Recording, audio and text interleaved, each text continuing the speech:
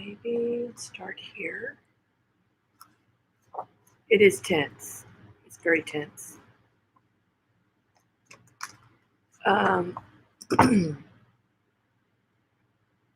There was something that came to me when I was meditating, and now I should have written it down. Did I write it down? Let me see.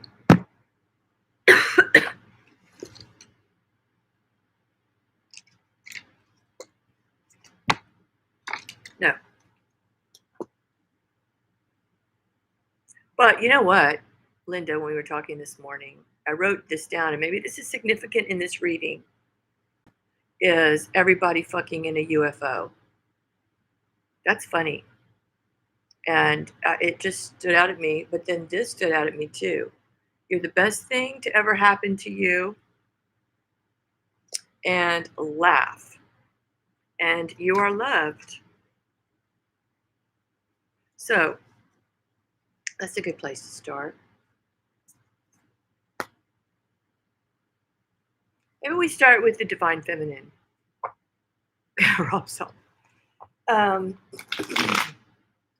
You know, because we all have our lessons to learn. And we can't focus on that part when we need to be focused on this part, which is where this, you're the best thing that ever happened to you. Just put that in the center of the reading. All right, so divine feminine. What's going on with you?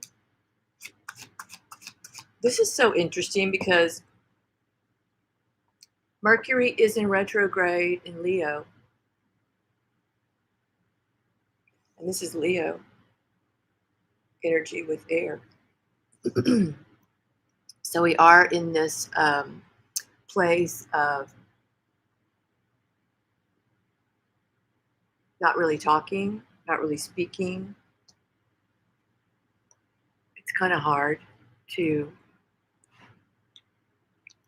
just down a little bit.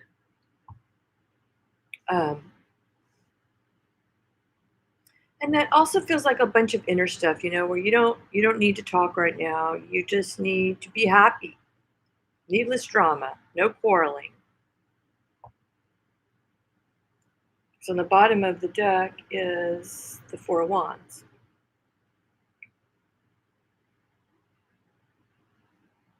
And it's Venus. Venus is in Virgo right now. She just wants calmness, stability. Even if she has to, you know, here's the thing.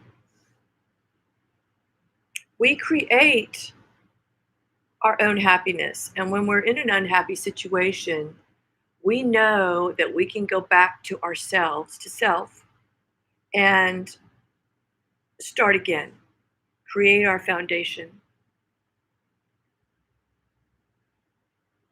And it was like last night.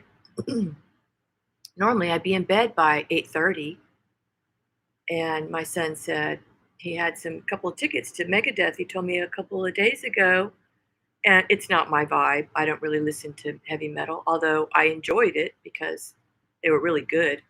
But he didn't have anybody to go with him, and we were talking yesterday, and I said, "Are you going to go to your concert?" And he goes, "Yeah, I guess. I don't know. I guess I'll just go by myself. I don't really know if I want to go." And I said, "Well, I'll go with you." And he's like, "Really? You'd go?" I said, "Sure." So we went together and we had a great time. And I'm glad that I stepped out of my rut and had a really good time. We were out till like midnight. And it was a beautiful moon. And we just enjoyed it. And that's where we need to be right now, is enjoying ourselves. This is our life. Yes, this is also a twin flame card, absolutely. But it has to Both need to get back to making themselves happy because being an evolved and awakened feminine, it's not that we don't get triggered. It's that we know how to jump back on. We know how to take time out. We know how to reflect, even though Mercury's not in retrograde. We know what to do to get ourselves back to center. And the divine masculine has always been codependent on karma, on something outside of himself to make him happy, whether it be relationship, which most of them are. They usually jump from relationship to relationship, job, whatever it may be, toys, motorcycles and boats and airplanes and whatever it is that they're into, and all these things that they think that they create or they think that they can create a form of stability, but they're missing an element.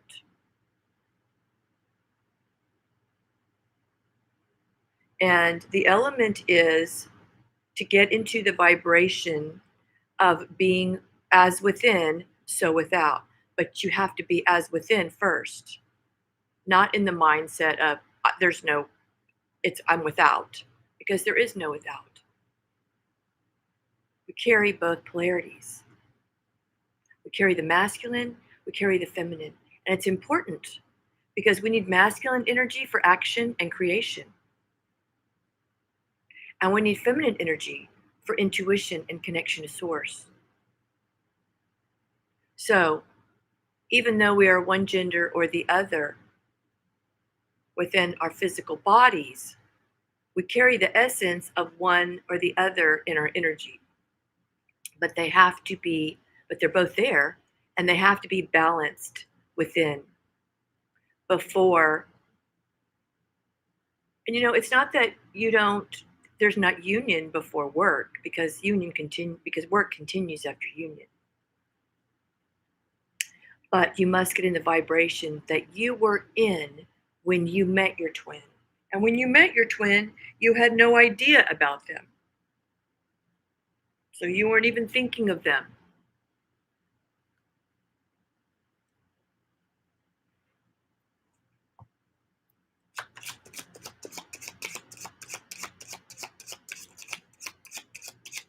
The tower keeps coming out. And in my personal readings, in my twins' personal readings, and a lot of my clients, and the Twin Flame Collective. And it's all about this. It's the tower because it has to meet the truth. And what is that saying about what is not true falls apart or something? I can't remember the saying. And the feminine doesn't need to speak her truth anymore. The masculine already knows. He already knows when he's trying to cross a boundary. He already knows when she's pissed off at him. He already knows that, she's not going to take his crap anymore. And he already knows that if he goes back to a soulmate, he's going to be just as miserable as he was because he's just going backwards. So it means he will be in the vibration of another lesson, which will come in another soulmate or karmic, depending on where he is in his awakening, to teach him another lesson. So that he can go, oh, okay, well, I should have learned that with my twin because that was our issue, but I didn't. So now here I am again, trying to learn the same exact lesson when the whole reason for the twin was to awaken you to learn the lessons. If you don't hear me well enough, because I know sometimes my voice can get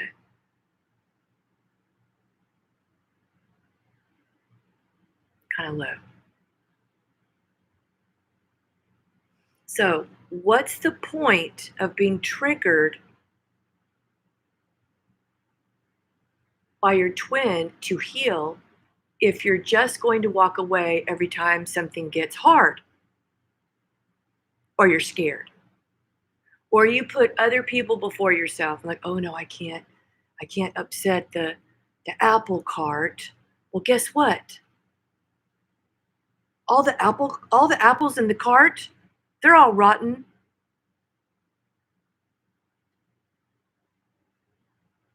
The apple cart needs to be dumped over because it's based on a false system. And most marriages that are conventional are based on the system of our ego and what we think is divine, what we think is spiritual, what we think, and we want that at the time. We think we're in love, we are in love, but then we're not willing to do the work. Someone's not willing to do the work. Otherwise, it'd be working.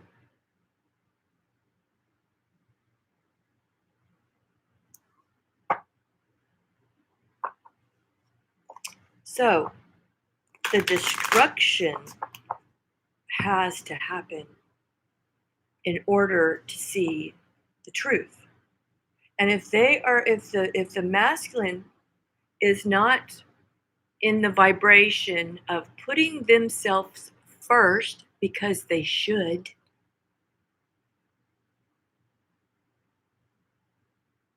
then the tower is going to come down and that Scorpio energy is going to blast it wide open. It will destroy whatever it needs to destroy. And it will. Because it's not based on a foundation of authenticity and truth. I sound like a preacher. And organized religion is a big blockage. You do not need to have a religion to go to talk to Source and God. You can go straight there and get all your guidance and messages.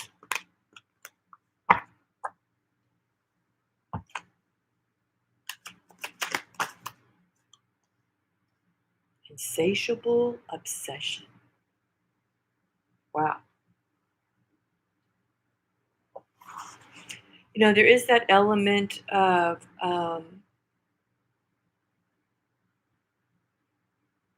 it's kind of like when you're physically sick and you just want to heal. You just want to heal. At the time that you're so sick, you just want to heal. And that's all you can have on your mind. That's all that's on your mind is just to get better. You're not thinking about your clothes, your shoes, your car, your house, nothing. You're just thinking about getting better. And that's kind of the vibration of the twins because they're so magnetically drawn to each other because they share the same soul energy. And of course, when you have two elements that are magnetically, you know how um, two magnets can either repel or you turn them over and you can't get them apart. Well, that's what the twins are like. It's like you could go off with somebody else and pretend that you're happy, and you might be for a little while because you're in a bubble honeymoon phase and you've got all this serotonin and adrenaline and coursing through your veins, and you're on a high. And then after about 5 or 6 months, you start to see who the person is because that's just how it happens. You just start to see them as who they truly are. And you begin to see little cracks, and then there's triggers, and then you begin to see a pattern. And then you start thinking to yourself, well, this seems like the same pattern I just got out of. So, how many relationships do I need to get in and out of before I realize there's a pattern here? So, I've got to change because I'm in the vibration of attracting this. Why am I attracting this? So you're either attracting it because some truth needs to be spoken, or you're attracting it because you're denying it and truth needs to be spoken. And it's kind of like when I'm doing sessions with clients and I'm telling them things and I'm thinking to myself, oh, that was for me too. That was definitely for me too. Because the teacher is always the student still. And no matter where you are on your twin flame journey, you have this insatiable, obsessive pull towards your twin. Sometimes it goes away. It went away with me for a while. I was so fed up. But then when I pushed it away, I only got, it only came, the synchronicities became stronger that I couldn't deny them. This is funny. That's what I just said. It's like your telepathy, you push it away and it's like you retaliate against it. Like, no, I'm just gonna start thinking a little more shallow, because you don't want to deal with it. The telepathy. This is telepathy, inner knowing. But it can be too much sometimes. It's like, I just want to be happy. Can't you just leave me alone? But whoa. Anxiety and legal. Well, this isn't for the feminine. But the masculine definitely is scared, panicked, and anxious for the ones that are in a committed relationship. Doesn't have to be legal, just committed. That the truth is going to come out one way or the other. Either they tell the truth and they leave the secret part to themselves because they don't need to reveal it, and they just say, you know what, it's not working out. I need to move on with my life, whatever it may be. But it has to happen. And they know this because whether they keep it to themselves or not, there's a tower here, and this is beyond their control.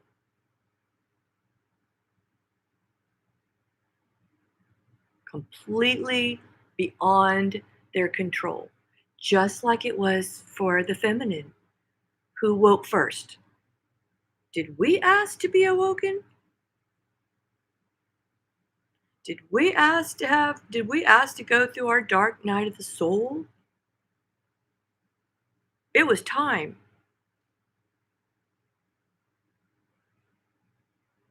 It was so time. And the feminine wakes up first because she carries the feminine essence of the intuition. So she knows what's going on. Her third eye gets blasted open and she can't go back. She can't go back. And now her whole world starts to come down. And that's scary. And we all had to do it. Because I don't know what y'all's story was, but for mine, I was engaged. I was in a committed relationship. I had he was a soulmate. So there was my karma was with him, was the two of us showing each other true love because we had abuse in our background and we had infidelity. We had our spouses that cheated on us. And so we were like immediately connected to each other. And it was a beautiful relationship. We had our issues, but we were good. And I had a beautiful home with him, and he bought me a car, and he took such good care of me. And when I was going through all my stuff with my ex-husband, he was trying to take my kids away from me, and I would just crawl up in a ball in the bed He would take care of me. He'd go get me a teddy bear. He just did anything he could to let me know that he was supporting me and I was loved. And something inside of me, even before I met my twin, I couldn't completely commit. Even though I was wearing the ring and I was living with him and we had a life, we hadn't gotten married. And then I met my twin after some tragedy, a tower moment, when my stepfather had died and my grandfather had died, who was my spiritual guru. He was a Native American. He was a beautiful person in my life that helped me spiritually as a child. And I was I was ready to leave this place. I was ready to leave. I had nothing holding me here except that I did love my soulmate. But then I met my twin and everything changed and I knew that I had to get out of that relationship. And when I got out of that relationship, it felt terrible because I had deeply, deeply hurt my soulmate.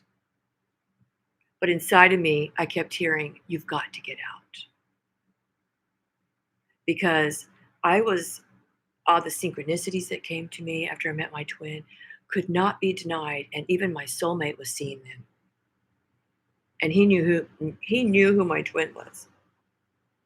And he wasn't happy. And so I had to do what was right. I had to do it out of integrity. And because I did that, I felt like that was what I needed to do. And now the masculine cannot keep sitting in his lies because it will be brought down. It is just the way energy works. Nobody's doing anything. There's no need to call the divine feminine a whore or a home wrecker because most of the masculines were already running around and they were after the divine feminine. They at least recognized it. They would have to they would have to intuitively and energetically recognize their twin. We all do. We know who our person is, without a doubt, if we have been awakened. Our Kundalini has been awakened by our twin. So, a lot of feminines don't want to stir up any trouble for the masculine. Well, guess what? They did it. I was perfectly happy, actually. I saw my twin. I thought he was good looking. But then he came after me for a long time, a lot. So, why do we want to play the blame game? Divorces happen all day long with people that don't work.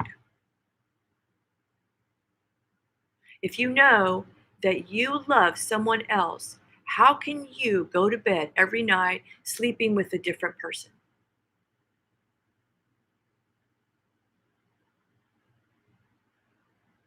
Because I remember sitting in my beautiful jacuzzi that my soulmate he he designed the house for me. And he made sure that the bathroom was everything I wanted. So I would lay in my jacuzzi tub at night and think about my twin and just feel bad for my soulmate. Like, how could I do this to him? He is such a wonderful man. And I know I'm going to hurt him dearly. But how can I be true to him and myself if I'm lying to myself?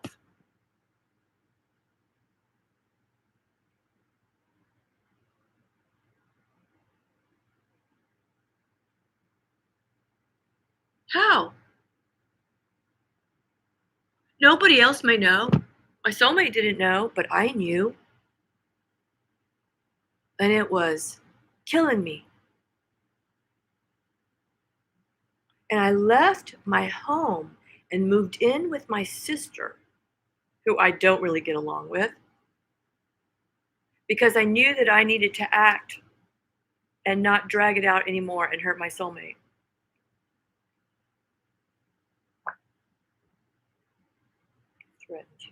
Divine masculine. Wow.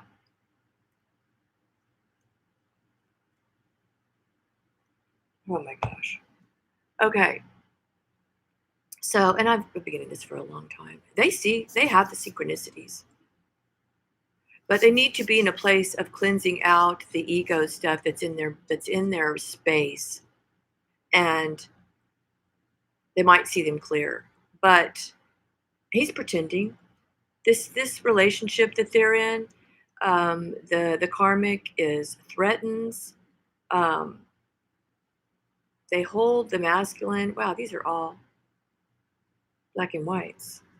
Interesting. This has been going on for a while. It definitely has. Because he may look strong on the outside, but he is not on the inside.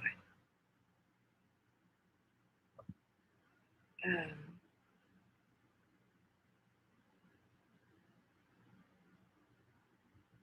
I don't know what cards I want to get.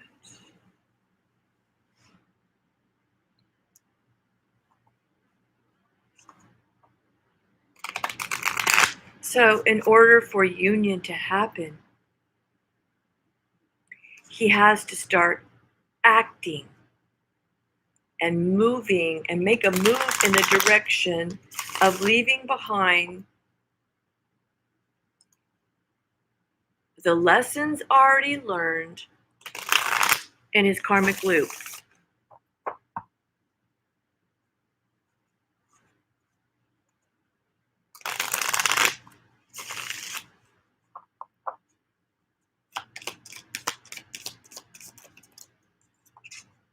Again,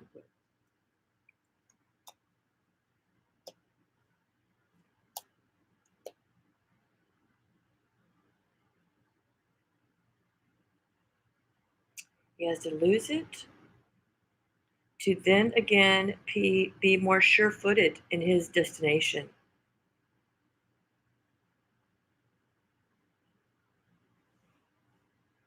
Investigate, research, and then attention to detail.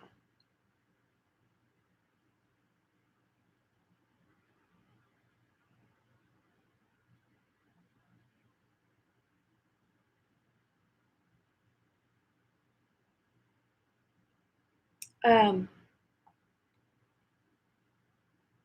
this card makes me think that they're researching, they might be going to tarot readings, or they're trying to understand some of the occult, because within the occult, there's secrets. And so, I see something here.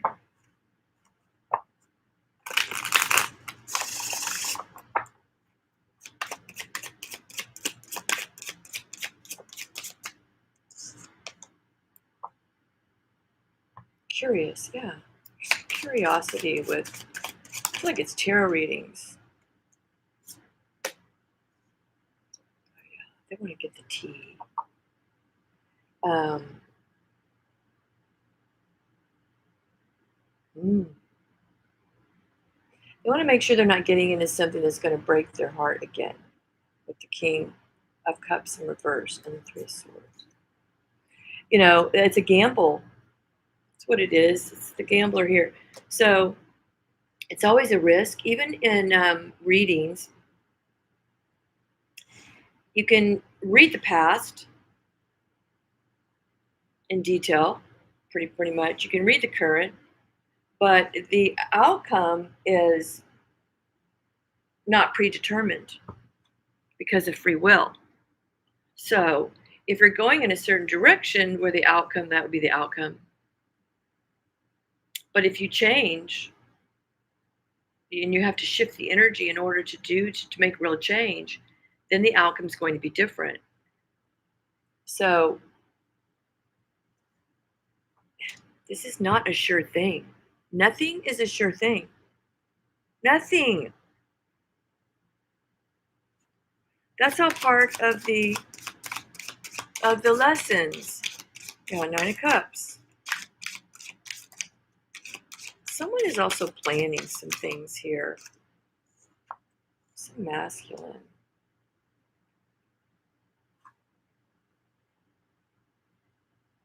With this Ace of Wands and the Nine of Cups. But he's still working on it. Some attention to detail. He's investigating something, almost like he's going to surprise. Ooh, got the Tower. He could be pretending or not saying much about his current situation because he's going to surprise. Maybe? That's what I feel. Let's dig. Let's dig a little bit more.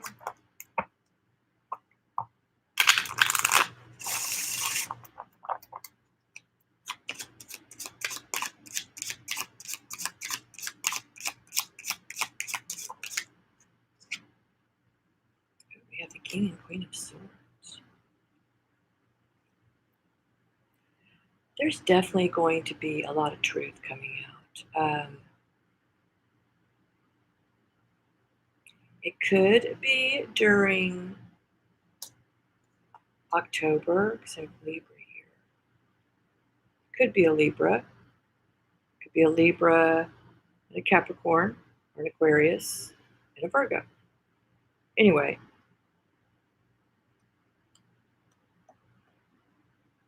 Yeah. But I have a match. So, this also feels like he's kind of stepped into his intellect and stepped out of this woe is me kind of shit. I'm not going to even be able to monetize this, but I don't care. Because Saturn and Neptune have been in Pisces, and Pisces is so watery. They have been so tossed around emotionally for a while. I do believe Saturn comes out of retrograde on November 15th. So I would write that down, because there might be some real forward movement, and that would be Sagittarius coming up.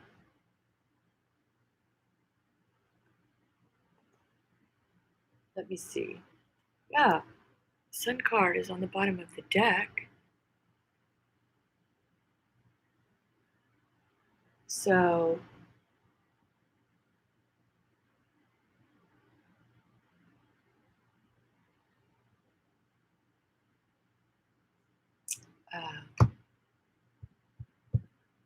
let's get my naughty deck.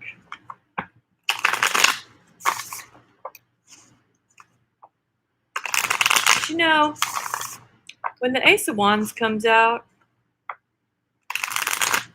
it always makes me think of sexual. It's very fiery, passionate. It's their new beginning. So there could be something that they're planning that has an intimate factor to it, because it's here with Jupiter and Pisces energy. All right, so let's see if we can get more information. The Knight of Wands with the Three of Pentacles.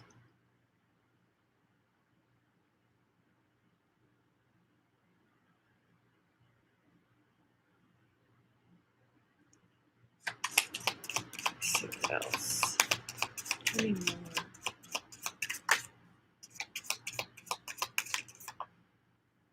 Six of Swords. Someone's moving out of a bad situation.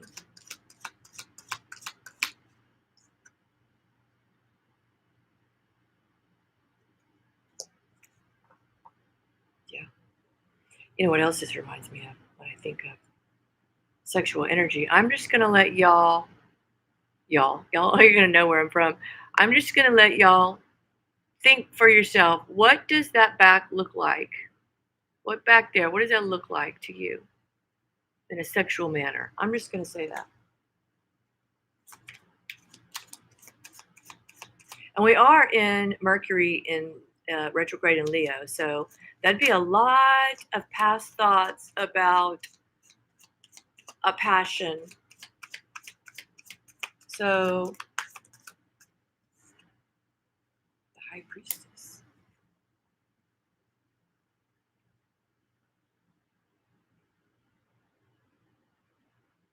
There's a lot of intuition between these two, and um,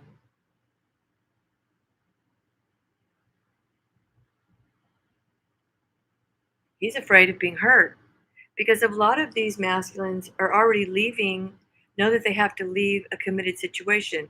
Well, guess what? So did the feminine.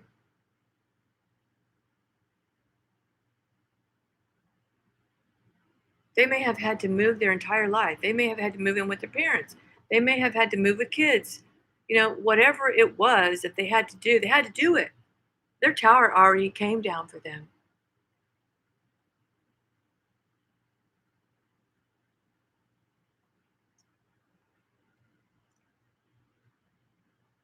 So, are you going to tell me, masculine, if you're out there,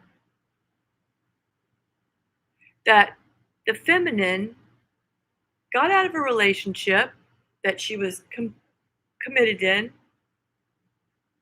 or she obviously got out of a tough spot somewhere because she ended up meeting you? And then she did all the work, because if she didn't do all the work, she wouldn't be here. She wouldn't be watching this. So, are you going to now tell her that she's not worthy of the work to be done spiritually because you want to live a comfortable life that's not really comfortable?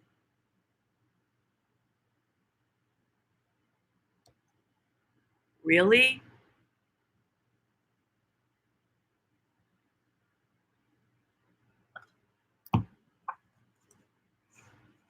How long is this video? There's some very challenging planet placements, and it doesn't matter when you come upon this video because they're timeless and you're meant to see it when you're meant to see it. But if you are here now, it means you're in a place where you're fed up with all the bullshit.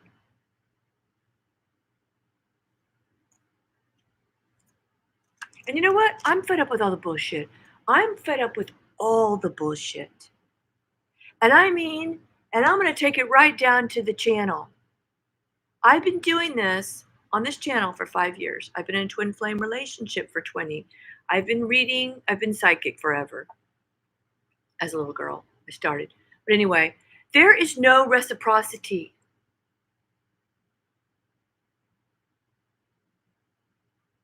Because I, people will come on the channel to see if they can get something free, and then if they can't, they leave again. That's the freaking energy.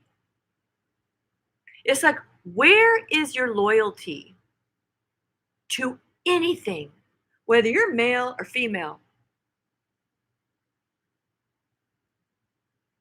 And do you have a timestamp on it?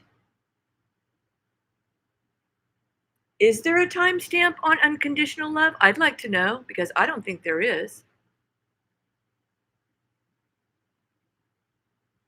So when are you going to actually start? Or are you just going to live life to see what you can get out of it without ever having to put anything in it? Whether it's a $4 or whether it's $200,000, I don't know, it doesn't matter. What is so worthy of your money, because money is time, that you spend it on? And is it balanced? Do you go somewhere to see what you can get for free and never think once about giving back to anything?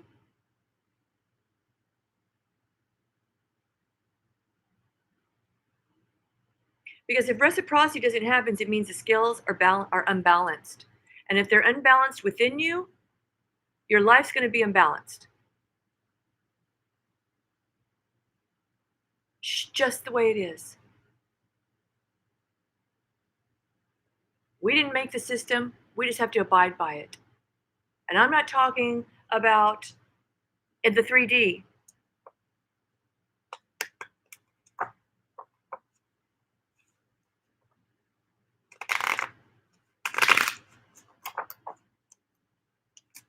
All right, divine masculine.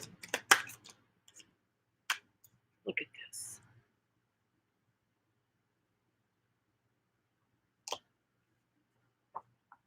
You may leave a position or be terminated. Okay, there's your tower. There's your tower.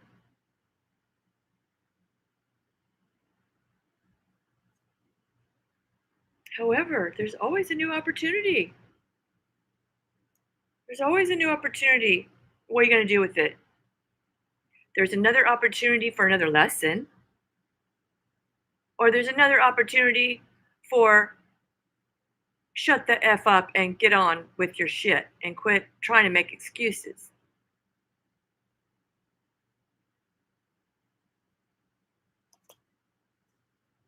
Never seen that card,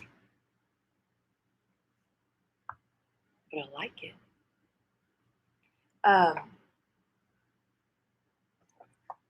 See what the masculine's biggest struggle is right now.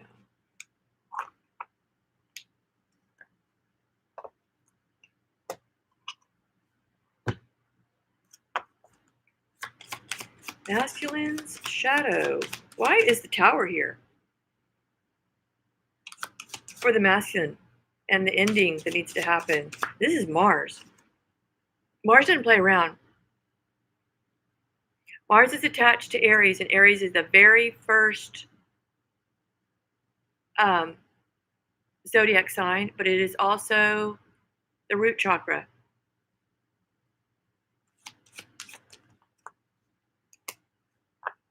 Colorless angel, and it's in reverse. Now they go after, oh gosh, you just gotta do things that make no sense. All right, let's see. Denial. Imagine that.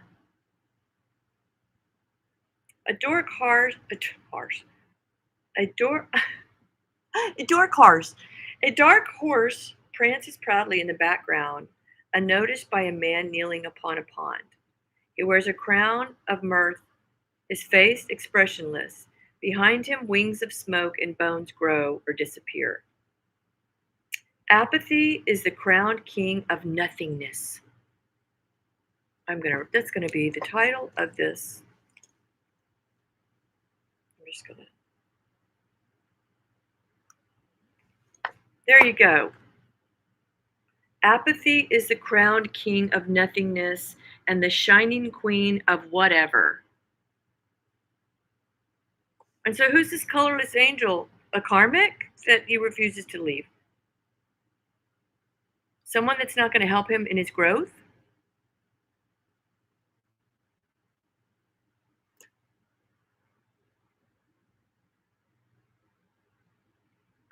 We can be Sickfield, the dragon slaying hero, but not when he slays the dragon, nor when he is betrayed and dies, but when he is simply doing nothing.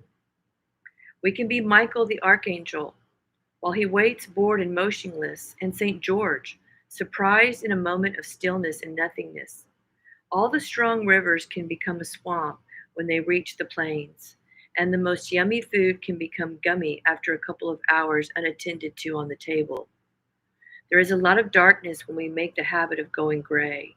We numb our senses with the fog of delays, and then we just get indifferent to the fog itself. I'm here, we whisper, and if by a very tiny chance someone notices and replies and asks, "Who's there?"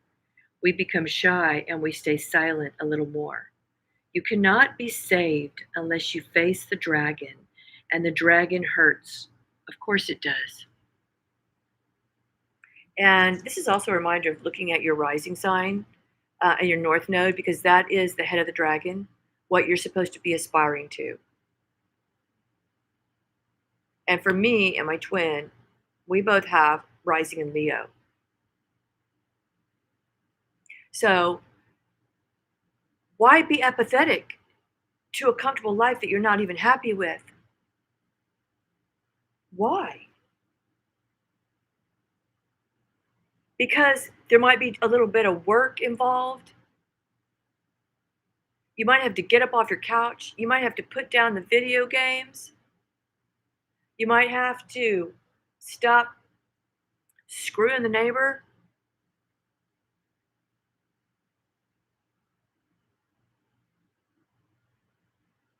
Because this is not a channel of pretend. Truth seeker. It's not for entertainment purposes. Like, um, I'm going to say it like it is. So if you don't like it, go away. If you want something free, go away. If you'd like to subscribe, put your energy into the readings. They'll be more accurate for you. But you got to give something. And if you don't put any energy into something, you can't expect it to bear fruit. If you don't come with any seeds, you got some soil, beautiful soil, and it's just waiting for you. But you come walking up with no seeds and you expect to see fruit.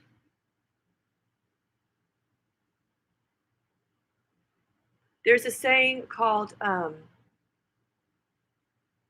sweat equity in the business world. And let's say you're someone that's got this amazing idea and you want to raise all this money. And you come to someone and you say, hey, I need $250,000 to start my business. And they say, okay, I got it. Well, where's your equity? What are you going to do? What do you bring to the table that is reciprocal in value to my $250,000? Well,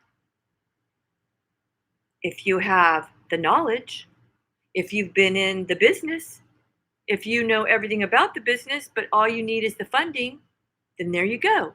There's your sweat equity. You've already done it and you're going to be running the business.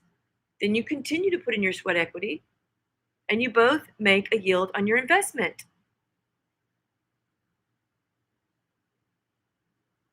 And if one makes all the investment because the other one doesn't want to and is apathetic, but the one doing all the work continues to do all the work because they love the other person and they don't want to lose the other person. That's not the way it's supposed to be. And if the male doesn't bring in his part, then you can't expect the female or the feminine part of your connection to carry the masculine load and the feminine load.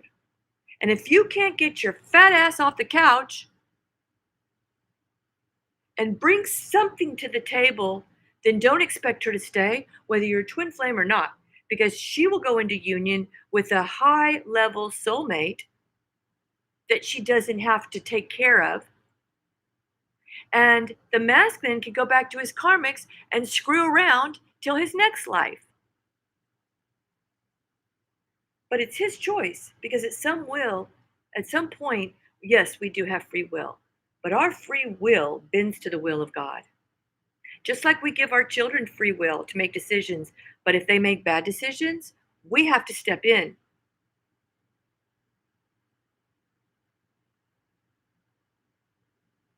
And when we step in, then we know it will be reciprocated because then the law of attraction comes in and gives us what we are.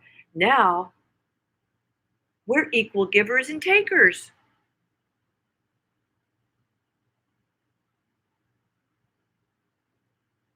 So, a lot of questions I get is, do I wait? No, you never wait. Why are you going to wait? Wait for what? Once you wait, you've stopped the flow. You live your life and you live it the way you were living it when you met them in the first place. Because if you don't want them, you're just going to become the colorless angel. You're just going to be enabling the masculine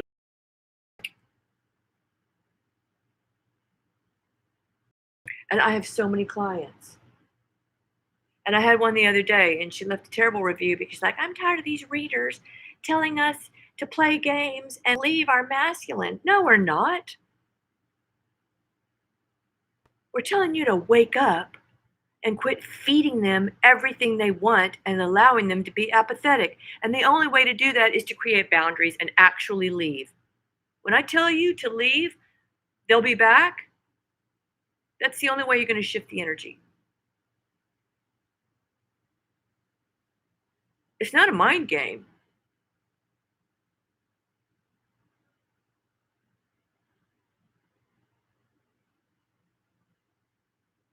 So, um,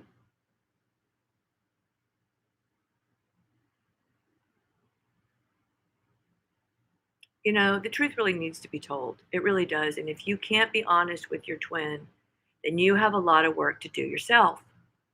If you are holding back because you don't know what his situation is, whether he's single, whatever it is, you wouldn't have come together in the first place. Stop putting people before you. Stop putting his karmic before you. Stop putting him before you.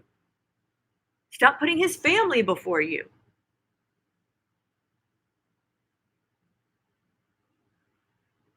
Just stop.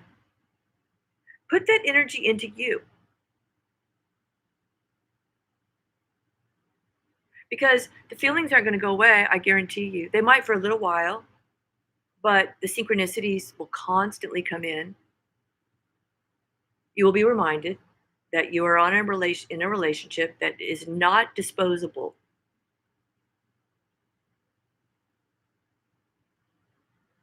It is not disposable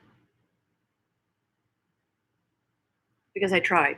And it is do not do cord cutting for twin flames. It doesn't work and it will only make you spiral into a depression. Because then you're in the mindset of this I'm not connected to this person, so I can just cut it. But you can't. You can't cut the energetic cord that binds the two together. You can't do that. That was placed there way before you.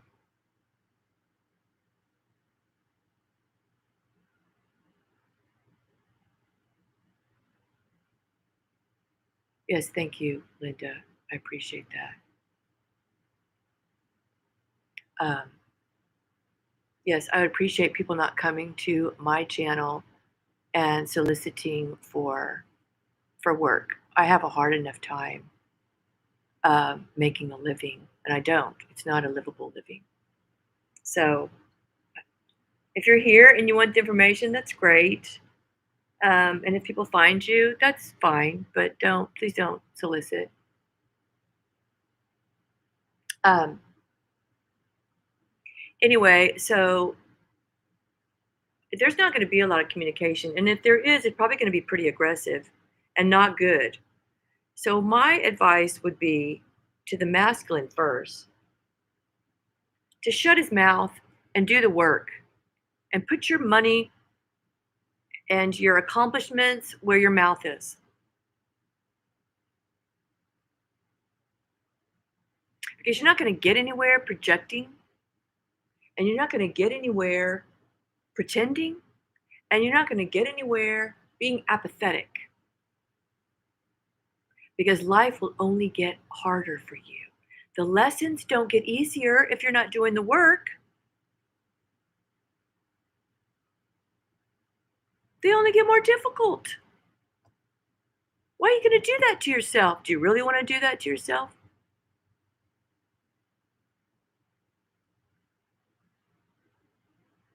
Like, really? Do you really want to do that to yourself? If your twin is you, why wouldn't you take care of that?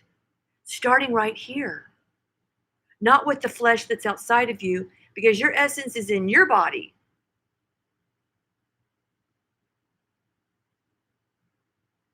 And if your essence is tied to their essence, why would you not want to work on that? And it's kind of like your children. I thought about this the other day. I had a terrible childhood, but I told myself I would never be that to my children. They've actually healed me.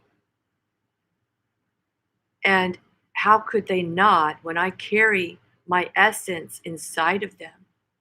When I look at them, they're my mirror.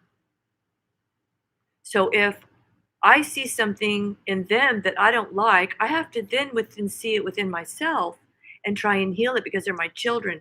They're the most important relationships in my life. Not the karmic baby daddy that came before or came, yeah, before the kids, not the karmic daddy, the karmic that came after. Not any of those because the children are still here and the narcissistic ex-husband is still there.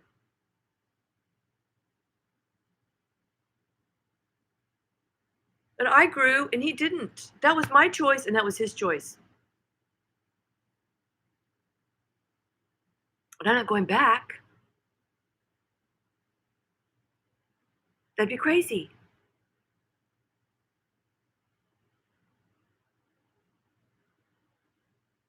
Um, and it almost feels like a trend right now, the whole twin flame thing, because when I first met mine was 21 years ago.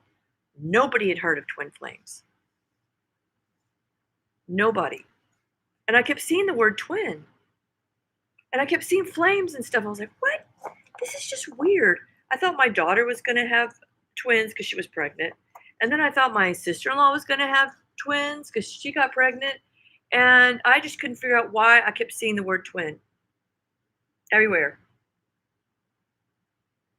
I went to a psychic at the very beginning to kind of clarify what was going on. And she told me, he's your spiritual husband. That was the only word that ever came to me other than seeing twin, twin, twin. And now twin flames everywhere, everywhere. And it's not a trend.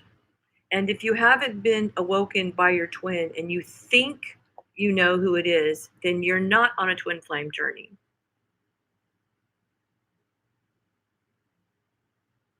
Because it is not a thinking thing, it is a feeling thing. And it is an intense feeling thing. Because there's no questioning it. You just want to start looking for answers. It's like, what is this? And what do I need to do about it? Because you're usually in a really bad spot when you start contemplating your purpose.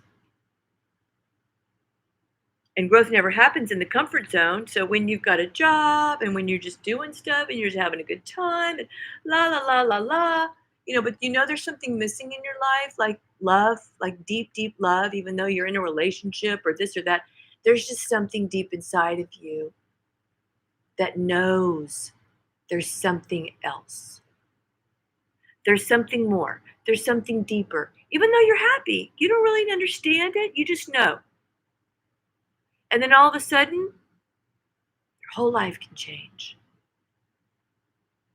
Just like that. That's the tower. I was in a bad car accident. I lost my kids. I almost committed suicide. I literally asked God to take my life. I was, please, tonight when I go to sleep, I wanted to make some kind of a contract with God after my bad car accident. I felt like my neck was broken. My back was all messed up. And I was alone. My kids had gotten taken away from me because my ex-husband was very powerful and he just hated me for leaving him because of all his shenanigans. And I remember laying there thinking, I don't want to live anymore. And so I was like, God, okay, this is the deal. I'm going to go to bed, all jacked up on Percocet, and then you take me while I'm there. I never got a clarification on that.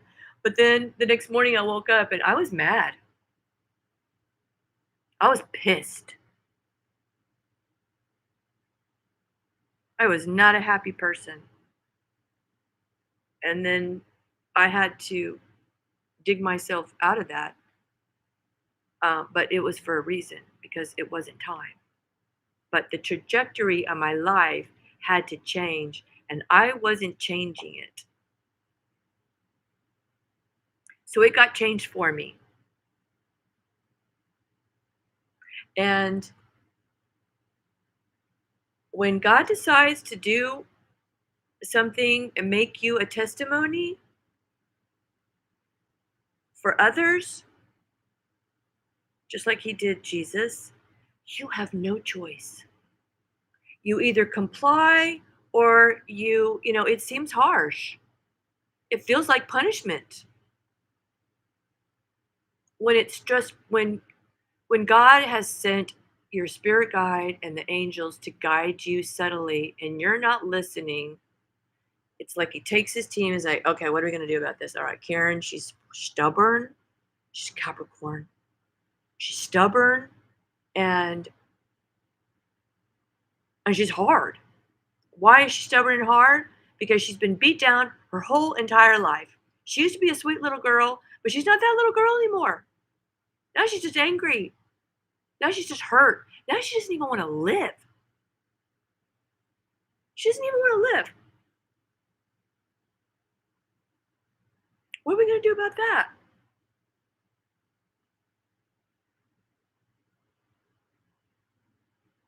We're going to bring her something to make her happy, not materialistically,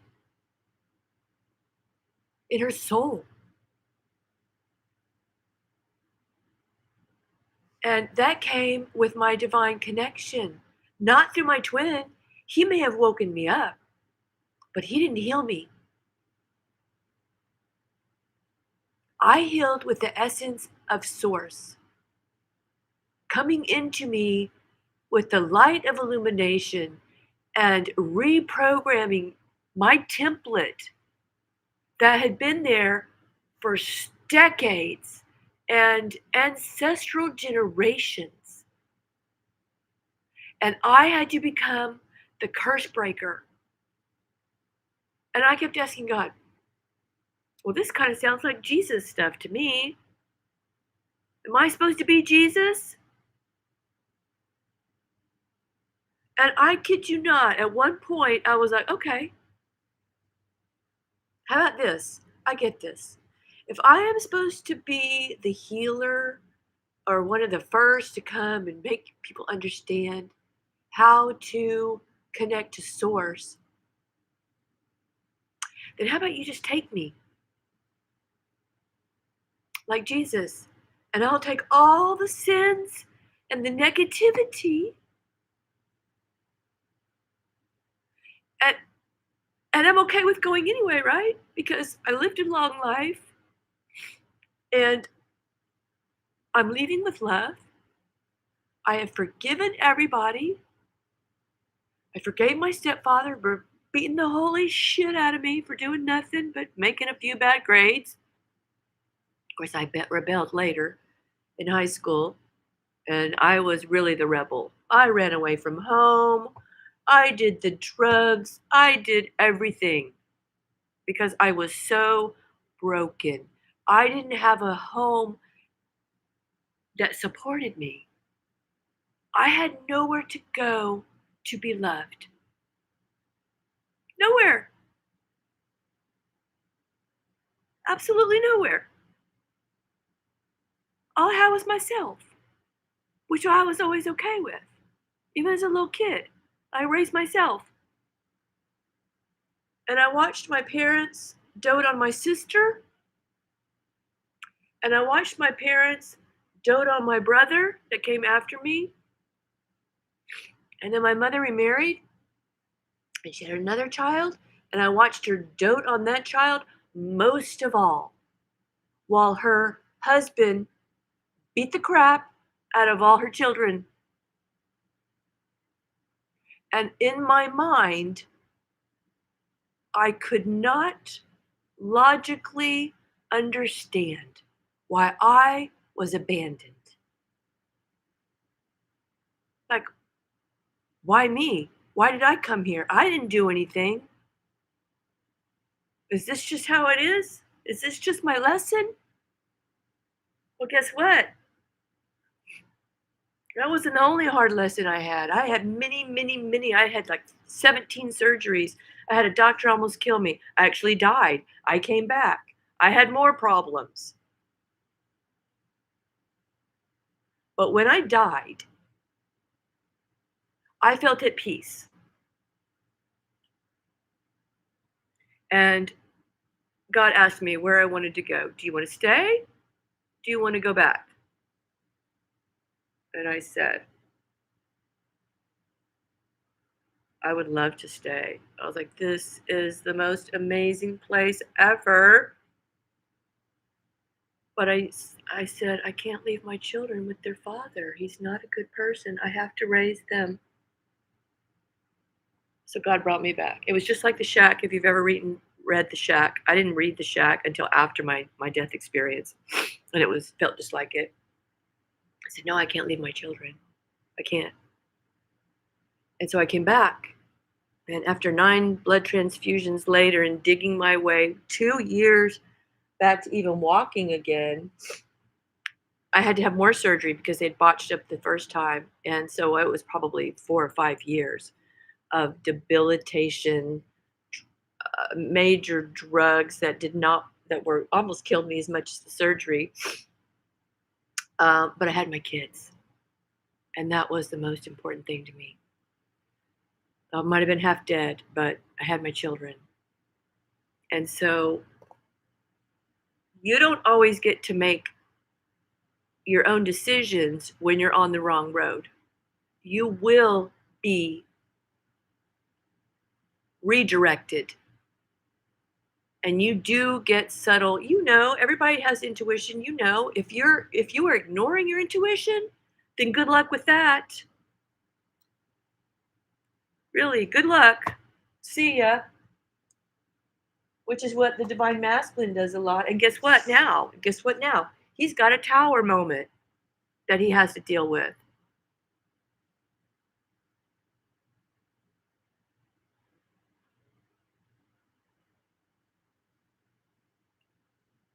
So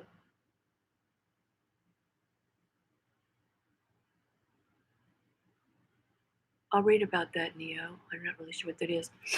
But one of the things that I worried so much about when I had all my blood taken was that I had strangers' blood now coursing through my body. And I thought, what if my blood is supposed to be purified? And now I have all these different people's blood in me. And I just kept thinking, it's like, am I even me anymore? Who am I? But it's not my flesh, it's my heart and my spirit. And I knew that I had a bigger, deeper purpose here. And God was not just going to let me go because I wanted to. It's funny because I wanted to go after I died, because this when I was had my car accident, it was after my death experience. So I wasn't afraid of death. And so after my car accident, when I was lost my kids and everything, I just wanted to die. And I thought, well, that's not bad. So let me just go now. Let's just, but God had different plans for me. So I gave you a choice back then, but this is not a choice.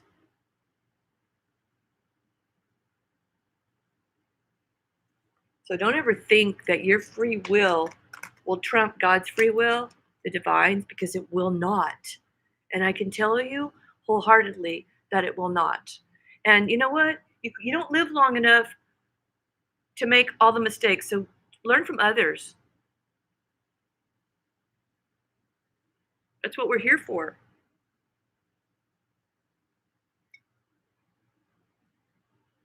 I know. I'm so sorry. When I get on something and the tears come and I get so emotional because it triggers me. My past is sad. It is so sad. And if I can do it, anybody can do it. Anybody.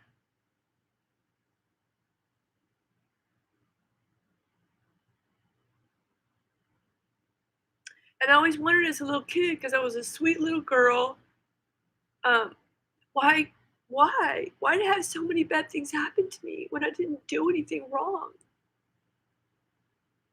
It's because I was made to be a testimony. And I was made to keep and speak and live my truth. And even as a little kid, man, I couldn't hold my tongue. You do something that I don't like or something to somebody else, because I'm a big protector. I'm a Capricorn. I'm the queen of pentacles and the empress in the tarot. She's the mother figure. And so I'm extremely protective of children, especially after what I went through in my life. And or just people in general. And I will stand up. I will stand up and I will say shit. And not only will I say it, I'm not afraid of saying it because it comes with the conviction of truth. And you come after me, you're going to get the horns, because I don't put up with shit, and I'm not putting up with bullshit, and I don't put up with my twin flames bullshit. Ever. I did at the beginning. Oh, I jumped down the rabbit hole.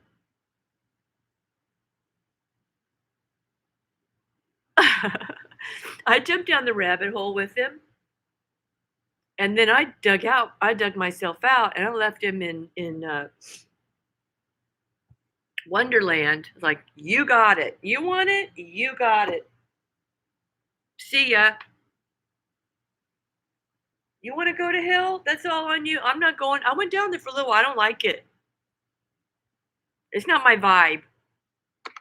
Sorry. I'm out.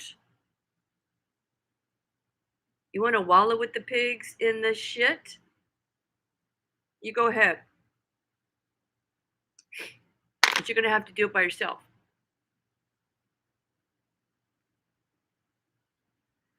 And I walked away. And he got the shit. And when I say shit, he got shit. His whole world came flying down. Because he was important. More important than me, and more important than his divine relationship or learning his lessons. I love that. Don't let your lizard brain steal your cheerfulness spirit. Yeah, exactly. It was like he was the reptile and I was the spirit. I was like in the 5D and he was in the 3D, and I didn't like him. I thought he was arrogant,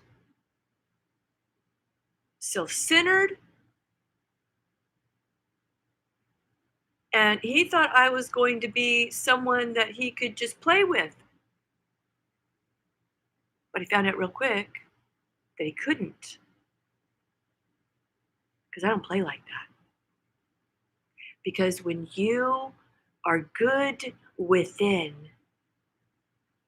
you don't need anybody else coming in and messing with you. My parents tried to do that, and I didn't let them, and I escaped that. I escaped all the things that I needed to run from and heal myself. I did. I was that girl. And it wasn't that I was afraid to take them head on. I knew that there were certain people in my life that taught me what I wasn't supposed to be, and taught me that just because you love someone doesn't mean they've earned a spot in your life, whether it be your mother, your father, your sister, your brother, your spouse, or your kids.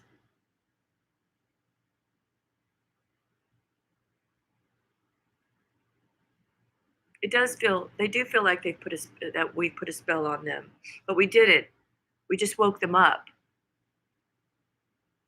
They just think it's a spell. So there, one day I'll do it, one day I'll do it, one day I'll do it. Well, guess what? The time is now. The time is now. Do you think God would make the feminine go through all of her pain and suffering for nothing? When we gave birth and we were going through labor, did we do that for nothing? No. I had 36 hours of labor, almost lost my life, almost lost my child. Um, it was hard, but at the end of it, I had a baby. I had a beautiful gift that came down from the spiritual realm, and I was not going to take advantage of that. I was going to love that little baby from the very first day. And so, if God has put you in a twin flame relationship, He's asking you, He's asking you to take your role as a royal place in the spiritual realm and help wake up the rest of the people. So, if we, as wounded feminines,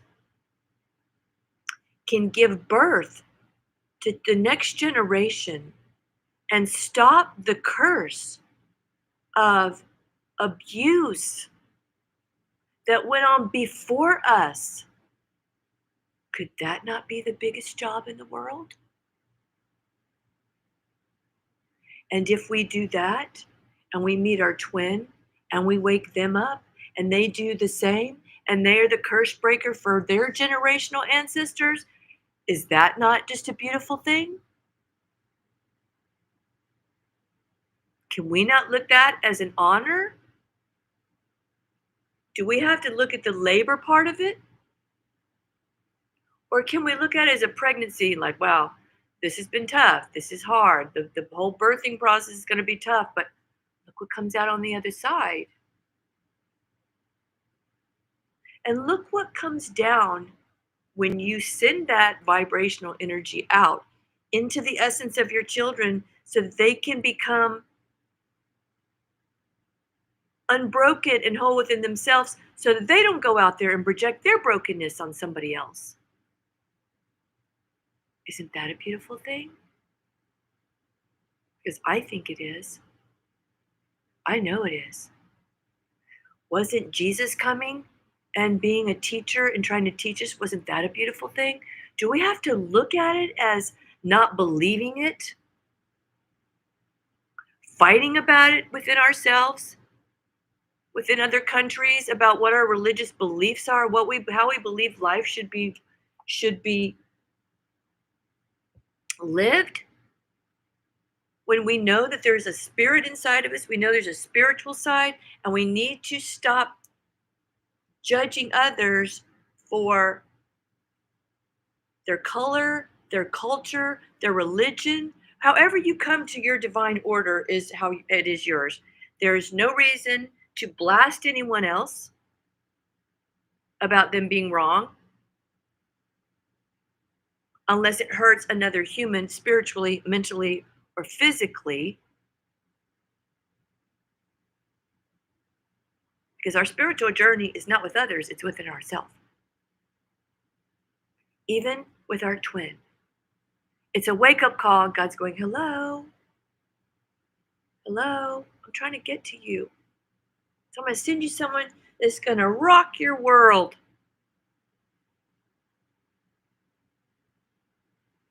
And then I'm going to take him away. So you come to me and go, hey, what happened? Well, this is different. This is a divine relationship. You can't treat a divine relationship like you do a conventional relationship, a karmic relationship, because you can't run away from it. And you can't be apathetic to it either. Because you know that you've been awakened. You're like, oh, ooh, that seems like a lot of work. I don't know if I'm up for that. Well, guess what? Do you think the divine feminine had a choice? Do you think she said, "Oh, I got stuff to do. I can't really get into that right now. I've got financial issues going on. I got kids to take care of. I've got a lot on my plate. I'm out." And then God says, "Okay, fair enough. Guess what? Your rent's due tomorrow and you just lost your job. Bam! What are you going to do?"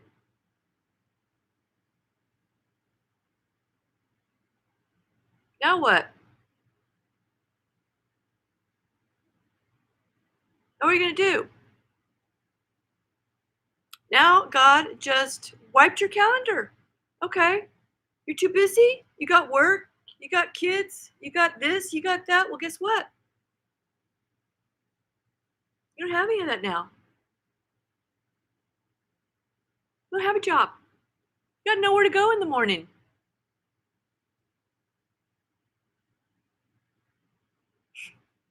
You're homeless. Now what are you going to do? Are you going to blame someone? Or are you going to come to me? This is Archangel Uriel, my steadfast archangel, because he's the archangel that helps you with your intuition, because you weren't paying attention to the signs. You weren't living authentically. You weren't moving in the direction that you were supposed to move, or that was for your highest good. It's not about control. God's not looking to control you. The divine is looking to show you the way to your best, highest good. So if you think it's a punishment, it's just a redirection. And the divine is trying to get you to pay attention to yourself, because within you lives the divine. So if your insides are divine, how can you be connected to the divine?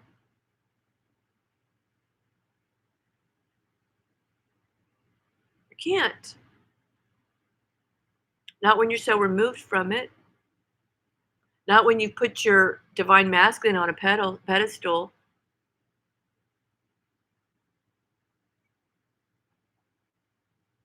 And now he's the God you're idling to? Mm-mm. God doesn't allow that. Put no other idols before God. Do not put your divine masculine before God, because your divine masculine is not divine right now.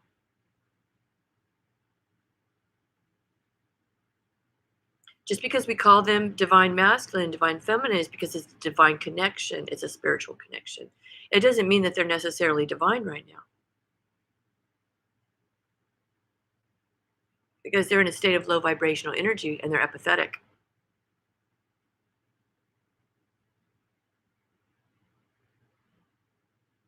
And that's not following a divine order. That's like, this is my time. This is my free will. Well, guess what? Get over it. You don't have it. You only have it in the 3D. You don't get to have it anywhere else. You have to make your contracts with the divine when you leave here.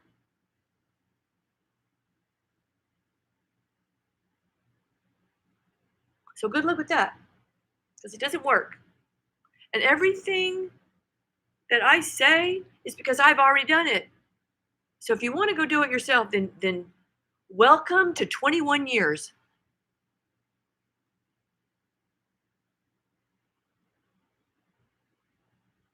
Because when I started this journey, I was young and beautiful and vibrant, and it broke me down.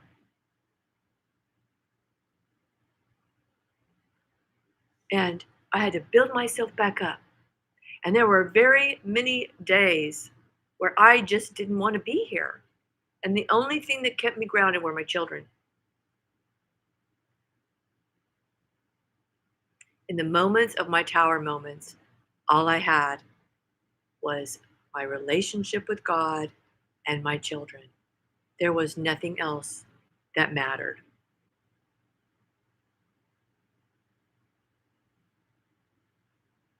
So get your priorities straight. The divine masculine and the divine feminine have to learn to be great parents. You cannot have a divine connection when you're abusing your children on the side,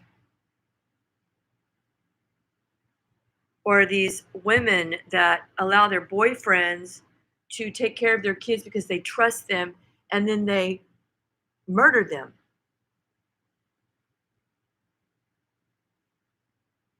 because they're so focused on the man instead of the children. And what happens? The children fall through the cracks. The man eventually leaves, and the mother has stepped away and been apathetic of her job. Never put a man before your relationship with God. And your children are a gift, and those children come first.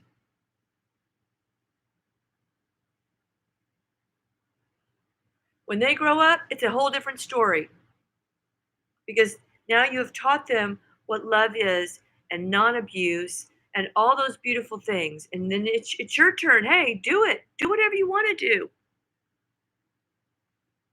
Don't have kids and get divorced and then neglect them and put the gift from God in your kids on the back burner while you're hanging around with some dude that doesn't even have a job.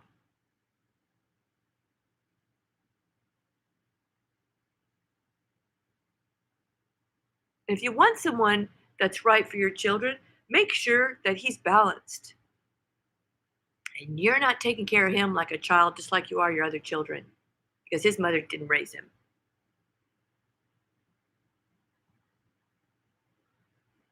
Because that's not love.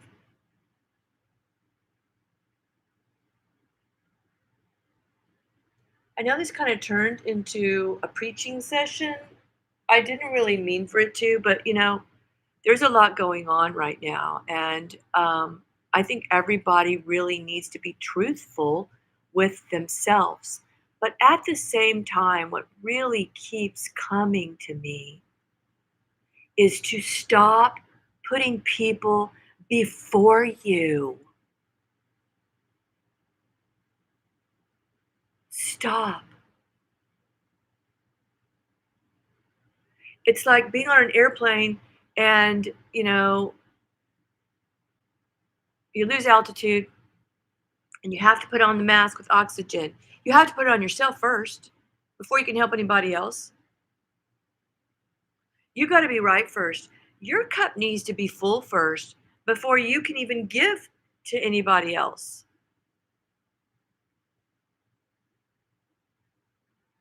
Because you can't give from an empty cup.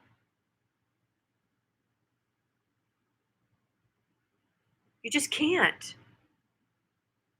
And you know what's really interesting? I have these funny cards in here. And every time I think of that, I got to find it. I think it's the Lovers card in this deck because it keeps coming to me to pull it out and show it to you. Here it is. Okay. This is where I feel the couple is right now.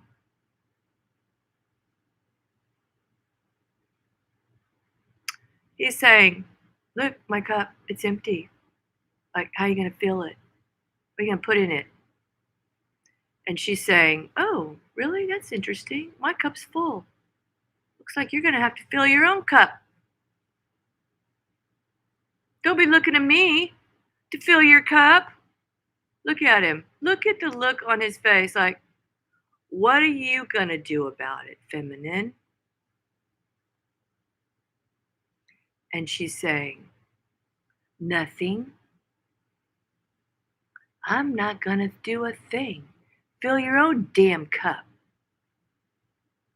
And when you do, we'll have a toast together because our cups are full.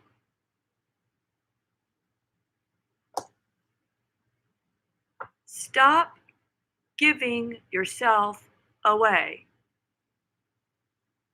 In a karmic relationship, if you are a divine feminine and you come here and you're in a karmic relationship, and maybe you just met your twin, and you know you're in a karmic relationship, but you're thinking, wow, well, I got a house, I got to do all these things that have to come together. That's called work. How bad do you want it? How much work is there to unconditional love? Oh, that might be too much. I don't know. I can't work on that right now. Oh, unconditional love? I don't really have time for that right now. Okay, then you can stay in your loop of ridiculously inappropriate and unhappy relationships. But go ahead. It's all on you because eventually you'll get so sick of it. God will send you so much crap. Okay, you don't want to do that? Okay, this one's going to come. Oh, and then this one's going to come. And now I'm just going to inundate you with it. So you just throw up your hands and go, I give up. Please let Jesus take the wheel. I can't tell you how many times I've said that. Jesus, take the wheel. I don't want to be in control. I don't want to do it anymore. It's too hard. Nobody likes it. Everyone, I'm supposed to be, everyone thinks I'm selfish. There's this, there's that. And then I started realizing, why am I trying to make everybody happy but myself? Is that necessary? Am I supposed to be unhappy so everyone, am I Jesus? Because sometimes I feel like people around me want to put me on a cross and crucify me. But I just shoot the finger at him and jump down. I'm like, I'm not Jesus. You want to have a relationship with Jesus? Go find Jesus. I'm not your savior. I had to go through it. Don't jump on my back. Find your own way. I'm not your horse. I don't have cards to pull. I read intuitively anyway. I just do that for y'all because the clarification's nice. It's always nice. And really that's what the cards do is they're just more of a clarifier for me. Um, but I've been through all of this, so I know that it's tough. There is nothing more difficult than a twin flame relationship.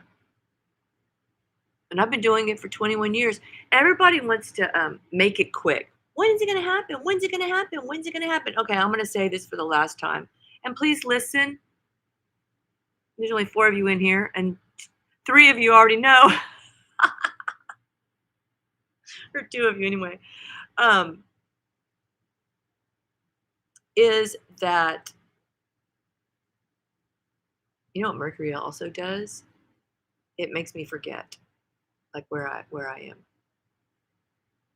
am. So give me a second here to get my thoughts back together. Because there was a point I was going to make.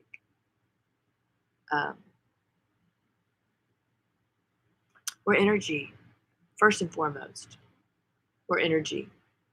And you can't play with the laws of energy if you don't know how to play it. And you can't pretend it's not a video game. It's not a video game that you can just get through without a manual, whatever. It's a day by day thing. And it's not easy at all. But when you've been many are called on this journey, but few actually want to take the leap. And it's usually because they're tired of the status quo. They're tired of conventional relationships that don't work. They're tired of feeling abandoned. They're tired of being abused. They're tired of being alone. There's so many reasons why we find ourselves on this journey. It's because we're ready. Otherwise, if we weren't ready, it wouldn't be here. When the student is ready, the teacher appears. If you're here, it's because you were asked to be here. And to me, it's not just a matter of being asked, because when God asks you in a mission,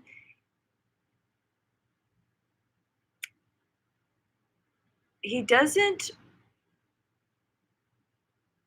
it's not like He says, okay, well, this is how it's going to go. Here's the mission, mission impossible. Will you accept it or not? If you choose to accept this mission, and you can't say no,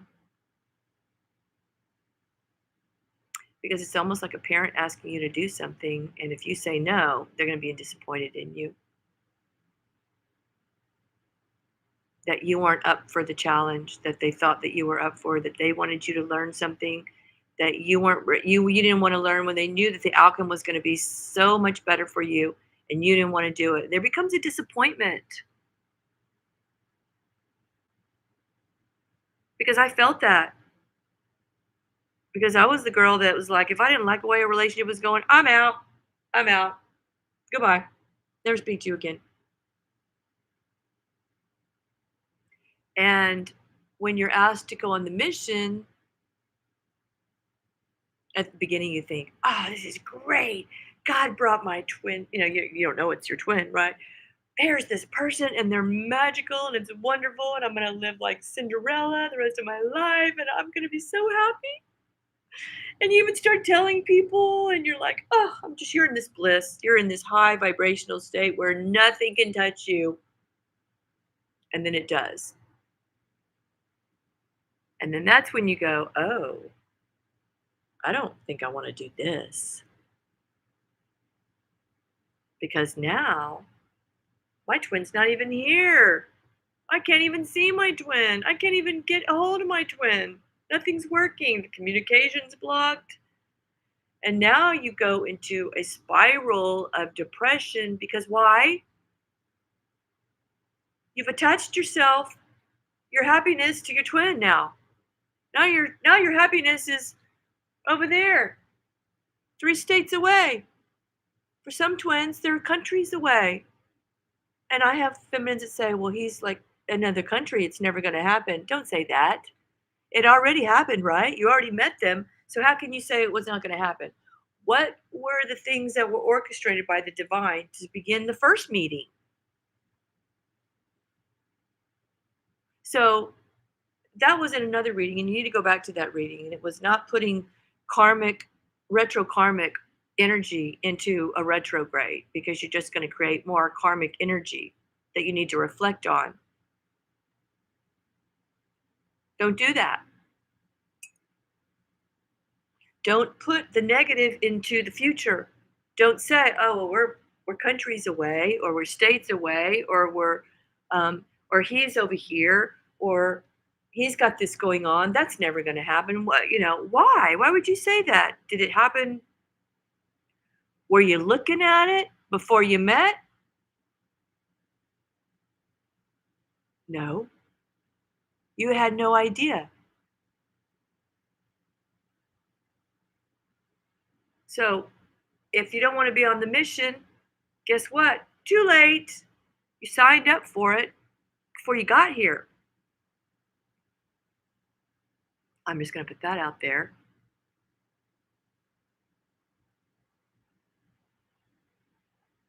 Everything that you're going through right now is because you already agreed to it.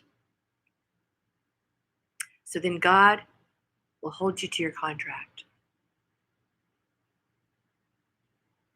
It can be amended here and there. Oh, this happens? Okay, we'll have to amend that over here and work that out. But getting off of it, the only one's going to sign you off a contract is going to be the divine.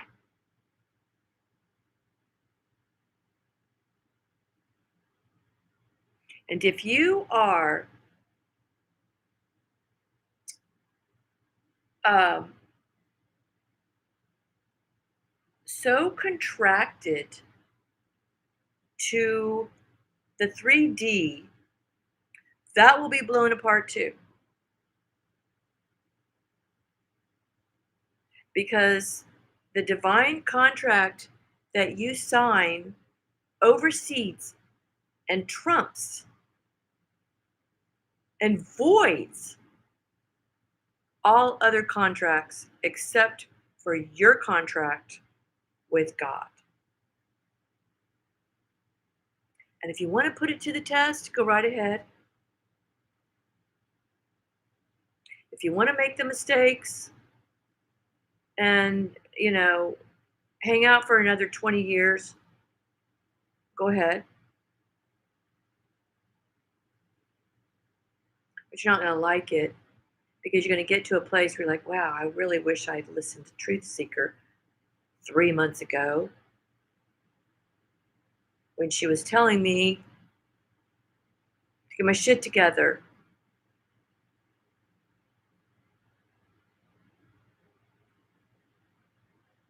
Because your friends won't tell you. Most of them just want to, if they're already, in a bad place themselves, and they're just going to drag you down and get you to go out, meet girls, drink, and do all the things that you shouldn't be doing when you should be reflecting in solitude with yourself. And jumping from relationship to relationship only makes things worse.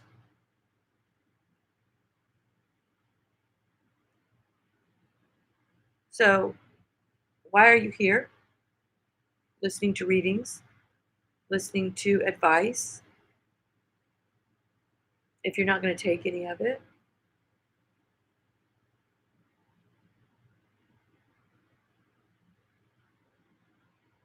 So,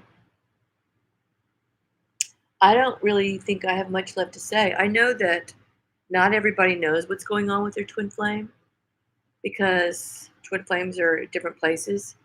You may have met your twin flame, you may have not met your twin flame, but you know of them or you know they're out there somewhere. You may have met them briefly. You may have no contact with them, but know of them. I mean, there's all kinds of scenarios. I actually know my twin flame,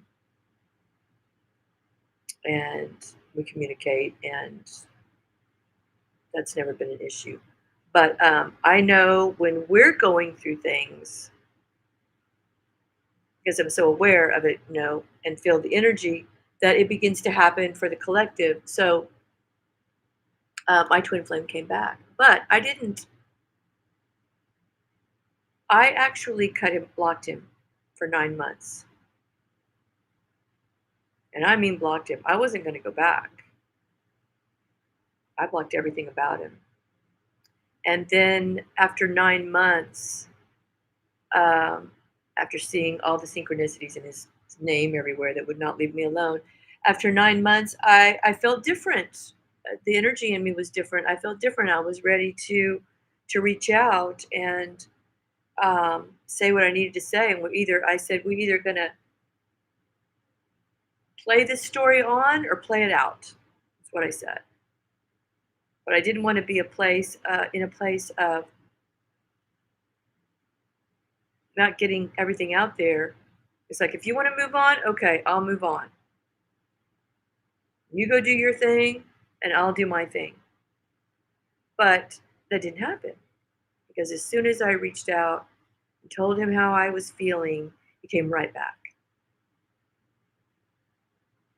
And he came back different because after 9 months, he thought I was never coming back. And the only way to trigger you to heal is to think you've lost something. So you have to change. It's like, wow, she's gone? Yeah, she's gone. Like, for real? And then what? Now you're going to go back to your old life? And you had your twin hanging out over there because you know why? You were sucking all of her energy and you were trying to live life on your own and build own with her energy. And when she walks away, she takes her energy with her and your tower comes down because you built it on the back of her energy with somebody else or without her. Like this. Oh, I'm sorry. I took all yours before. Now mine's empty. Now you have a full cup and mine's empty again. So why? How about if I take yours and you take mine and I'll walk away? Really? I'm sorry. My cup's full. If we're walking away, take your freaking empty cup and get the F out.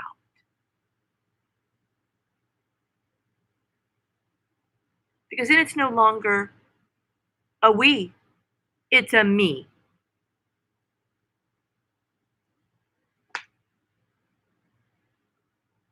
So if you're going to try and take from the divine feminine, her energy, when she is doting love, unconditional love and affection towards you, and you're running the other way to a karmic to build your life with the karmic, guess what? Not on her watch, not in her energy. God puts a divine connection in front of you and you're going to run away from it, but you're going to steal something from her? And you think you're going to get away with it? Really? Look what's behind the Two of Cups. Can you see it? What is it?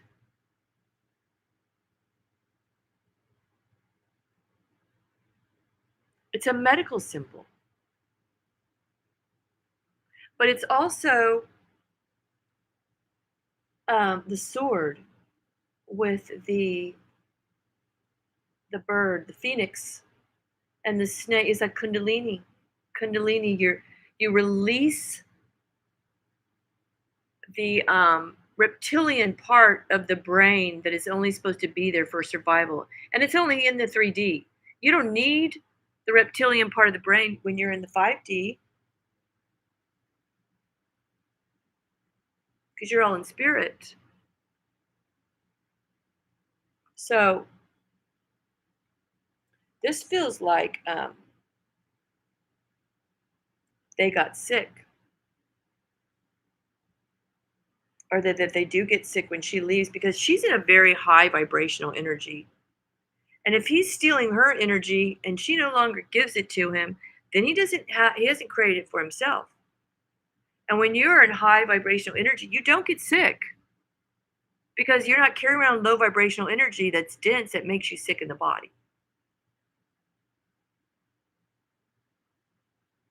So some of these masculines really need to cleanse. And, this could be, they need to go to the doctor or something, and they need to start on their physical health. I'm also getting that there's some masculines that are drinking too much, and it's causing physical problems. And alcohol brings down the spirit. It's why they call it spirits. Alcohol in a spiritual, when you're in a spiritual place, does not work. It is not good for you. It is, I mean, it's okay, Jesus, drink wine. It's okay in moderation, but to go overboard, lose your inhibitions, do things you shouldn't do, that's what most people do. They drink too much. And too much of anything is going to be bad for your health.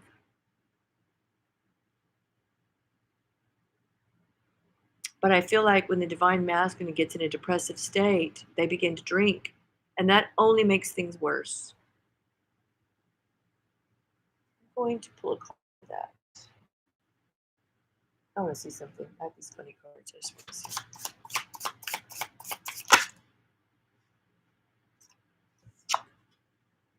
Oh, wow. This isn't good. Yeah. A lot of them need to watch their uh, what they expose themselves to. This is the hanged man with the death card.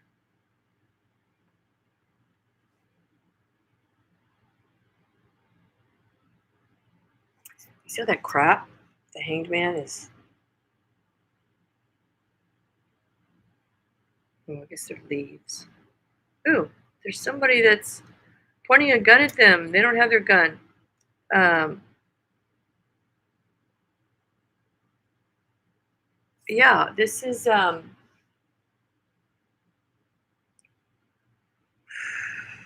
hard times. There's a lot of depression going on. A lot of depression, and it's caused a lot by alcohol. You cannot fix yourself with alcohol. You cannot. It doesn't work. So stop it.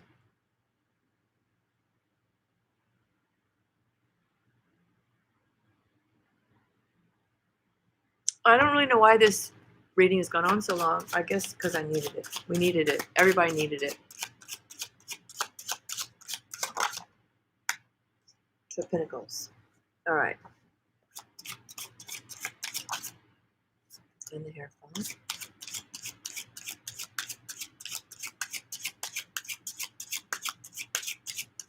Changes have got to be made here, for sure. The Empress and the Ace of Pentacles is in reverse. You can't bring her a new start in a bad place. And you can't have built a beautiful life with a karmic and then expect your feminine to, not that she wants anything, she wants unconditional love. But it goes back to that sweat equity. What are you going to do for her? You're going to build a big mansion or all this stuff for a karmic, and then you're going to come back penniless? And she doesn't mind starting over as long as you create something together, but she's not going to create it for you to step in. If you're going to lose all your shit, then you better grow something with her. But don't think that you're going to leave that and come back in, and then she's going to support you spiritually or physically.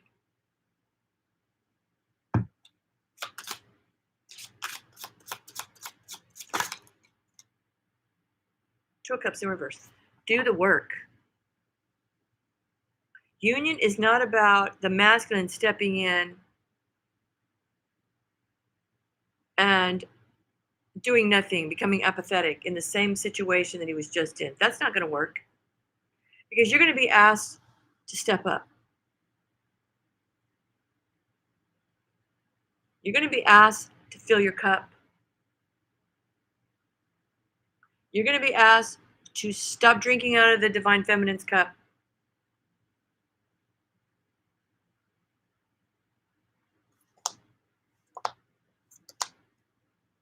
Knight of Cups, Eight of Cups, Seven of Swords.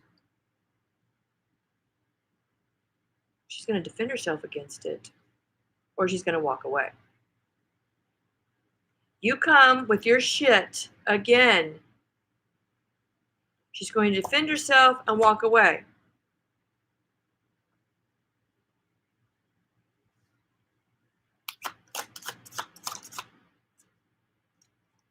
King of Cups, that's where you elevate to.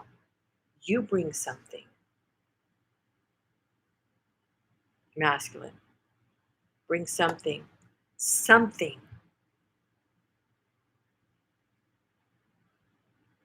Maybe it's just a text. Maybe it's something.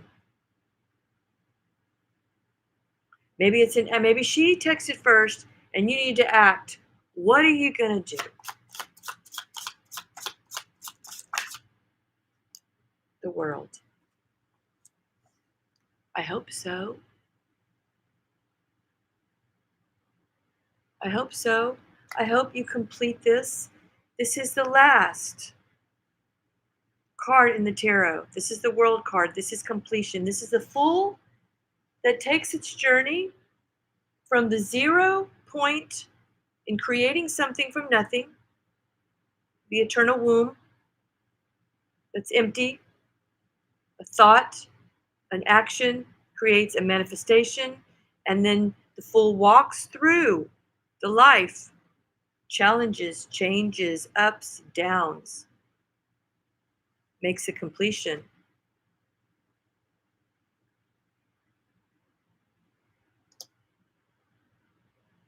Are you going to make the completion?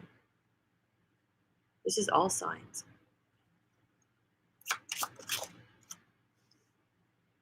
Four of Cups. Came in reverse. Let's see. Knight of Pentacles, Ace of Swords, and the Lovers. Don't. Four of Cups. In reverse. Sorry. So what this card tells me is that she's done with you bringing shit she doesn't want. What does she want? What does she want, this Knight of Pentacles, who is a slow knight, but he's a dedicated knight. He stays on the mission. She wants the Ace of Swords and the Lovers. She wants truth. She wants real truth. She doesn't want materialistic stuff. She just wants the truth. She just wants the mission. She wants you to recognize the mission. She wants you to move towards her love.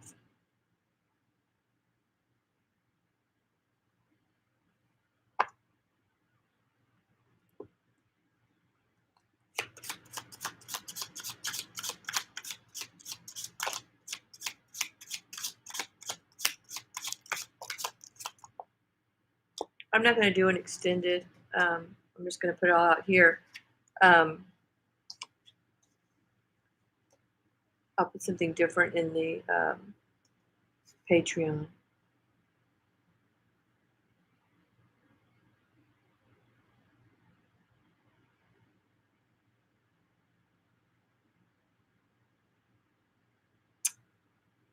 She is going to stop giving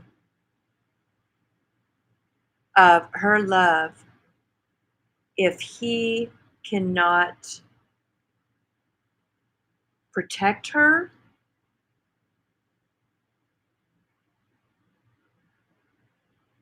and without hurting her.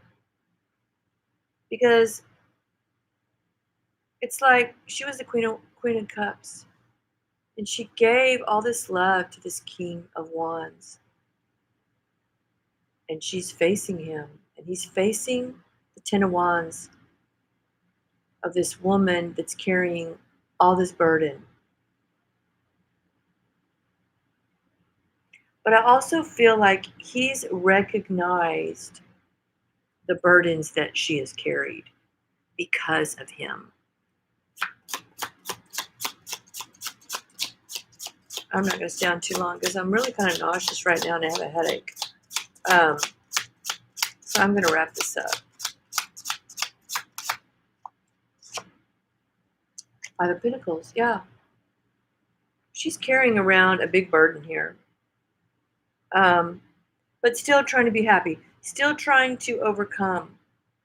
Having financial issues, that's been a big burden. It's Five of Pentacles and the Ten of Wands. She's carried a big load by herself. And now she's looking for him. Yeah, Four of Pentacles in reverse.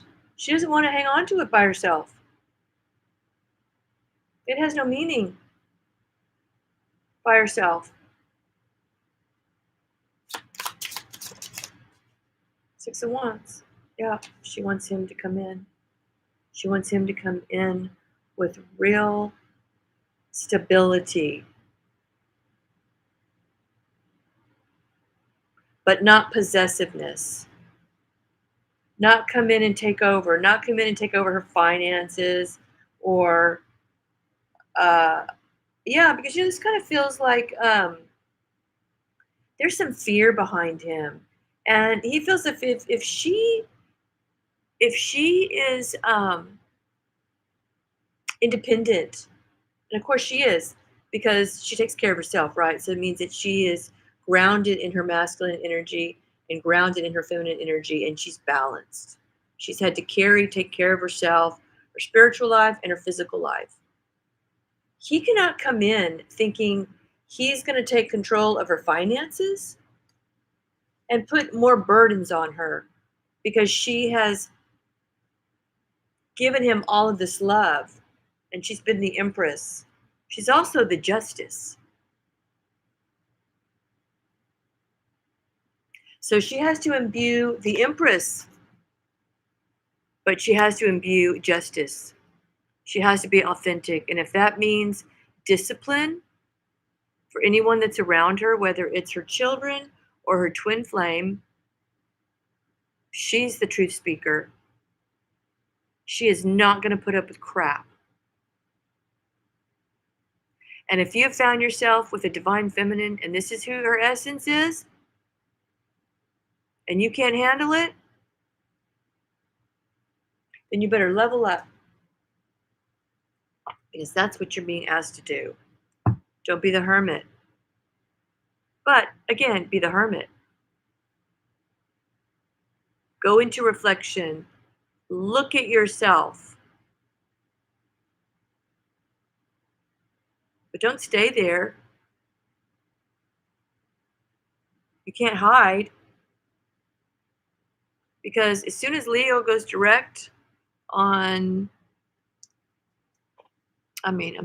Mercury goes direct. Hold on, let me look.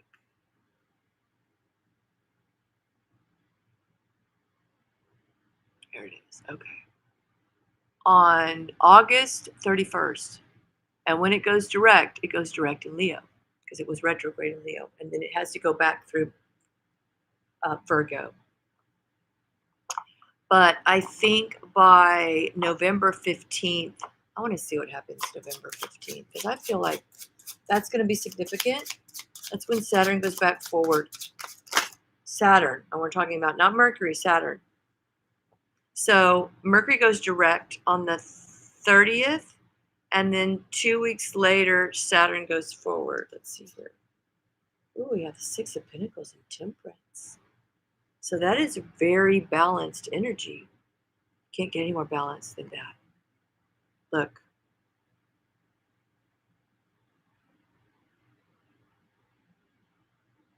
So hopefully these retrogrades are doing their job. One last guidance for the divine feminine is don't reach out. Yeah, Two of Wands, Seven of Swords, Three of Wands. Don't reach out. Hold on to your words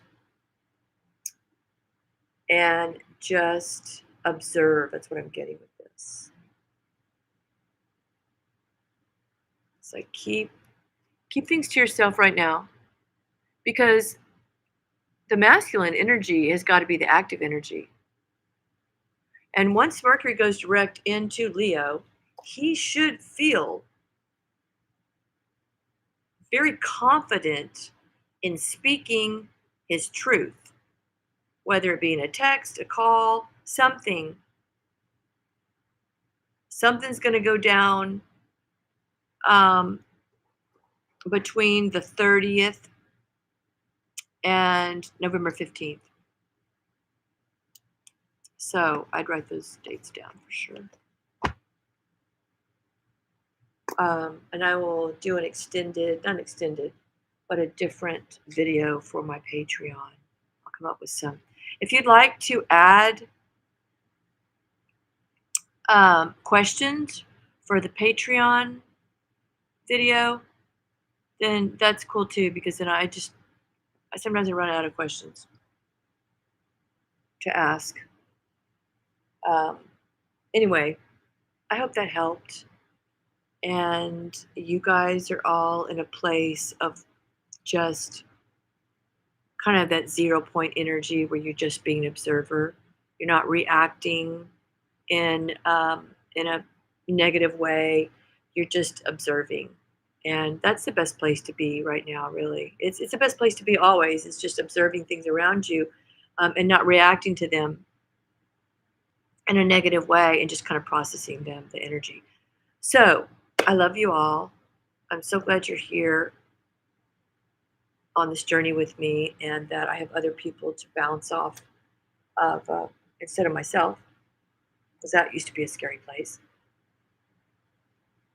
And enjoy the rest of your day. If you need me, you know where to find me. I'm always available through email. So if you're struggling, please reach out. And until I speak with you again, namaste. Love you guys.